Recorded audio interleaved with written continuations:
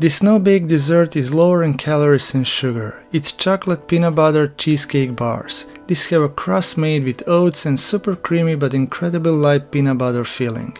If you never made a cheesecake before, this is a great recipe you can't go wrong with. So let's dig in. Baking a cheesecake can be tricky. You know how to keep your cheesecake moist, will it crack? So no-bake cheesecakes come as a solution and they taste just as delicious as classic cheesecake.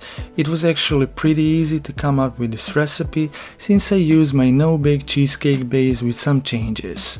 Again, we're using some better for you ingredients to make it healthier, but what you really love about this recipe is that it's no fuss cheesecake you can make in under 30 minutes.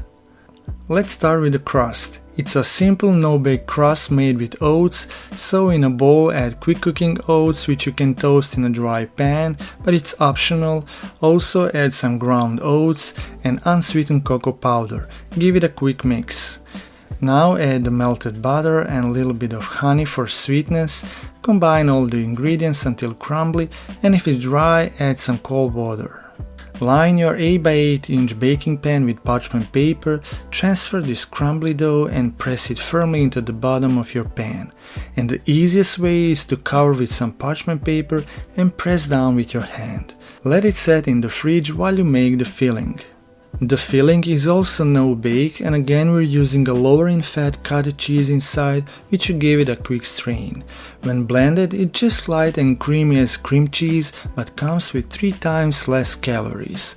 Add the peanut butter and using an electric mixer beat together with cottage cheese until smooth. Do not skimp on the mixing time here. Now mix in some honey or maple syrup and few drops of vanilla extract. Peanut butter cheesecakes tend to be very rich, so I decided to reduce the amount of peanut butter in this filling, but you can add even more peanut butter if you want. In a separate bowl, whip your cream as it's stiff, and here I'm using a coconut cream which is 100% pure coconut. And it's great for making a whipped cream, but you can also use any organic coconut milk. Just chill your can and scoop out the coconut cream without using the water part. Beat on low and medium-high speed until it's fluffy and gently fold into the peanut butter mixture. As you can see, the whipped cream makes the filling really light and airy. It's so good that you could have it in a glass and call it a dessert. Once the filling is done, pour over the cool crust and smooth it out using a spatula.